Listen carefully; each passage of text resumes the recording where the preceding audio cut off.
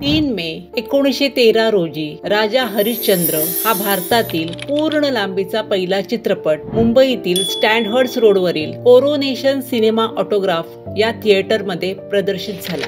हा चित्रपट भारतीय चित्रपट सृष्टीचे प्रणेते दादासाहेब फाळके यांनी दिग्दर्शित आणि निर्मित केला होता। या मुखपटाने भारतीय चित्रपट उद्योगाची सुरुवात केली आणि भविष्यातील चित्रपट निर्मात्यांसाठी मार्ग मोकळा केला। हरिश्चंद्राची भूमिका दत्तात्रय दामोदर दापके यांनी सादर केली। त्यावेळी सामाजिक रूढींमुळे पुरुष कलाकारांना स्त्री भूमिका साकार कराव्या लागत होत्या। त्यामुळे हरिश्चंद्राची पत्नी तारामती म्हणून अण्णा साळुंके या कलाकाराने स्त्री भूमिका साकारली होती। अशा या अनेक अडचणींवर मात करून दादासाहेब फाळके यांनी भारतीय चित्रपट सृष्टीचा पाया रचला। म्हणूनच दादासाहेब फाळके यांना भारतीय चित्रपट सृष्टीचे जनक संबोधले जाते।